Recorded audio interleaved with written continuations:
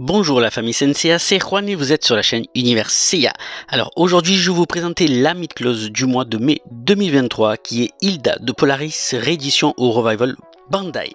Elle vient remplacer une première version Bandai sortie en février 2010. Hilda de Polaris qui est la grande prêtresse du royaume d'Asgard sous la responsabilité du dieu nordique Odin. Bienveillante et à l'écoute de son peuple, elle est respectée en tant que serviteuse et sœur. Mais elle croisera lors d'une prière la route du dieu Poséidon qui fera d'elle une esclave à ses ordres grâce à l'envoûtement de la bague des Nibelungen portée à sa main. Poséidon se servira d'elle afin de corrompre son esprit et créer une guerre entre Asgard et le sanctuaire. Hilda, devenue guerrière, elle réveille les God-Robes des 7 guerriers divins afin de livrer bataille pour éliminer définitivement Athéna et ses chevaliers. Aujourd'hui, vous allez voir que nous allons avoir une Hilda digne de ce nom.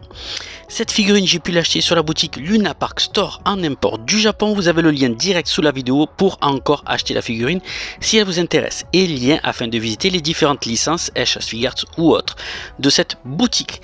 La boutique qui elle-même a une chaîne YouTube également, Luna Park KK, pour des reviews qu'elle représente et qu'elle présente sur d'autres figurines et licences en exclu.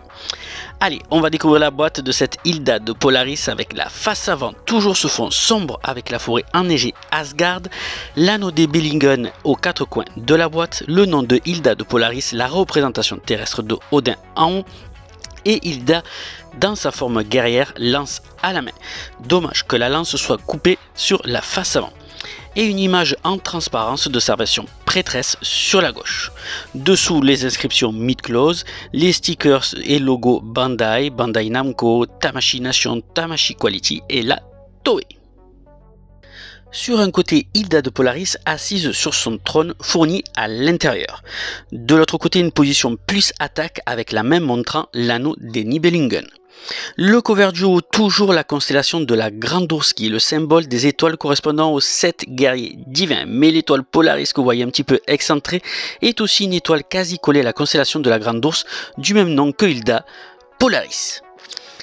Et la face arrière avec Hilda libérée de l'anneau des Nibelungen grâce à l'épée d'Odin et qui représente cette scène mythique où Hilda invoque Odin afin de sauver Athéna ainsi que la fonte des glaces. Épée ensanglantée également fournie, sur la gauche les visages supplémentaires, 3 visages correspondant à Hilda guerrière et 2 visages à Hilda prêtresse, sachant que les visages prêtresses sont plus fins et plus gentils. La version guerrière a les sourcils froncés et plus agressifs. À droite, la possibilité de faire donc, grâce aux vêtements fournis, la guerrière ou la prêtresse. En bas à gauche, une représentation de l'ensemble à ce jour de la gamme EX. Dommage que cette Hilda sorte pas en dernière afin de pouvoir voir cette image finale avec tous les guerriers divins car il nous manque encore Fenrir et Mime. Et à droite, le trône qui siège dans le temple du Valhalla. Les blisters, écoutez, pas de grosse armure et heureusement qu'ils fournissent le trône, sinon on aurait eu un seul blister. Donc 2 blisters pour le personnage de Hilda de Polaris avec dans le premier le principal de gauche à droite, en haut 3 paires de mains pour aller autant en guerrière que prêtresse, une paire de mains en mode prière pour la version prêtresse. En bas, les mains gauches de l'anneau des Nibelungen dans plusieurs configurations. Le personnage avec le nouveau corps G3 et regardez ce sublime visage. Les différentes chevelures en mode diadème avec cette fois-ci des mèches articulées. Toujours la chevelure pour la position assise sur le trône avec les mèches qui vont sur le côté des hanches une fois placées. 2 visages en mode guerrière, 2 visages en mode prêtresse, la poitrine amovible pour pouvoir mettre son corset, ensuite le diadème, les épaulettes, le collier bijou à mettre pour la prêtresse, le corset, la manchette au bras droit, l'épée d'Odin avec un côté neutre et un côté avec le sang d'Hilda, grande nouveauté. Et tout en bas, la lance avec l'embout à mettre dessous une fois que vous avez glissé la main. Un sachet avec à l'intérieur la jupe rouge et la cape bleu marine pour la version guerrière, le collier avec les chaînes et médaillons et la tenue blanche pour la version prêtresse. Dommage que celle-ci ne soit pas légèrement bleutée car dans l'animé, la robe version prêtresse de Hilda est plus bleutée que blanche. La notice de montage car pas de forme objet ici à monter mais 2 versions de Hilda et surtout que la version prêtresse qui est très pointueuse avec son collier et ses chaînes à mettre. l'occasion pour nous de voir justement les différentes parties de l'armure sans les blisters que recouvrent donc les éléments plastiques, avec là, comme vous pouvez voir, les mains. Donc les mains gauche avec l'anneau d'Nibelungen, les différentes paires de mains qu'on peut mettre en version guerrière comme en version prêtresse, la belle Hilda avec ce nouveau visage, cette nouvelle confection de visage de chevelure, ainsi que ce corps G3, ce nouveau corps pour cette Hilda qui est vraiment magnifique. La chevelure pour la mettre sur le trône, les mèches articulées, la mèche avant pour mettre le diadème, les deux premiers visages pour la version guerrière et les deux visages également pour la version prêtresse. La partie poitrine amovible à mettre pour la version du corset, nous avons la manchette bras droit, le corset, le collier bijou pour mettre en version prêtresse, les épaulettes et le diadème qui est vraiment aussi bien refait vis-à-vis de la première version. Ici vous avez l'épée d'Odin ensanglantée et la lance tout en bas.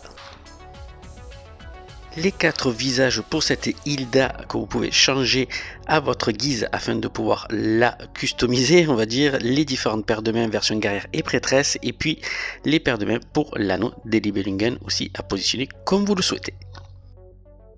Pour le trône, rien n'a changé visuellement entre la première version et celle-ci. Même moule, même contenu. Curieux de savoir combien d'entre vous utiliserait ce trône pour l'exposition de Hilda de Polaris. Dites-moi-le en commentaire.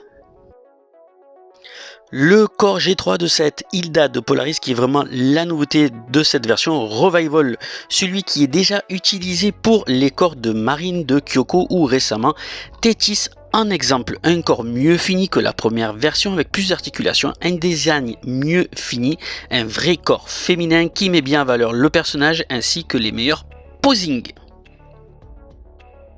Une fois monté pour la version guerrière ou prêtresse, on peut qu'admirer le beau rendu des visages et expressions de cette Hilda de Polaris 2023. Pour le posing, j'ai voulu faire autre chose avec les accessoires, histoire que vous voyez de nouvelles configurations. Et on se voit tout de suite après pour le bilan.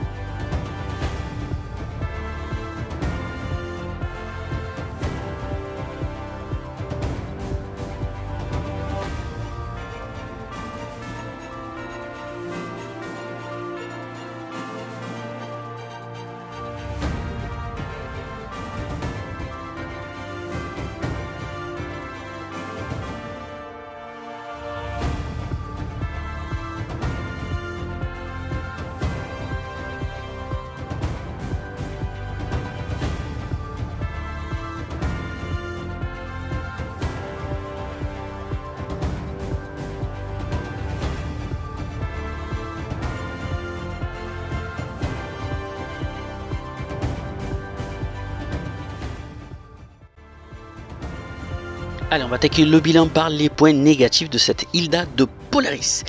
La qualité bien sûr des Texix, c'est un petit peu moyenne, on va dire que ce soit pour la cape, la robe, ainsi que la robe blanche de la version prêtresse. La robe blanche justement version prêtresse qui est blanche et non bleutée.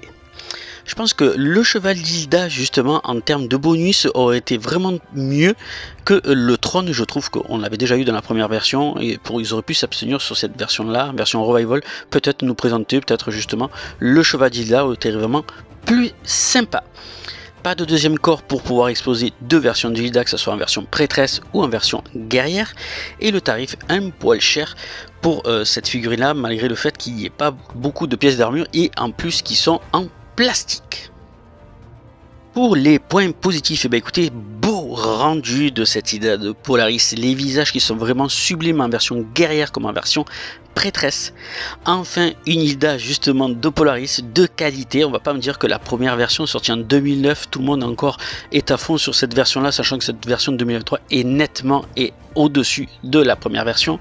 Le nombre de paires de mains ainsi que de visages, le nouveau corps G3 qui gagne en grandeur, articulation et rigidité.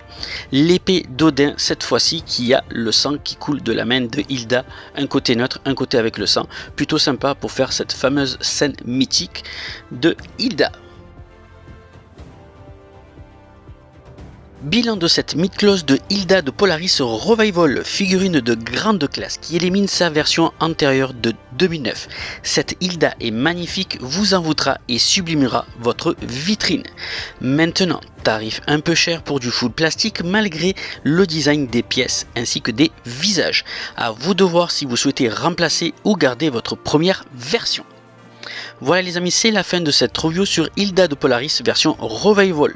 J'espère que ça vous a plu et je vous invite à vous abonner si ce n'est pas déjà fait, activer la cloche de notification afin de rester informé des nouvelles sorties vidéo et commentez dessous parce que votre avis compte. Voilà les amis, je vous embrasse très très fort, portez-vous bien et passez de bonnes vacances si vous partez cet été. Bisous bisous les amis.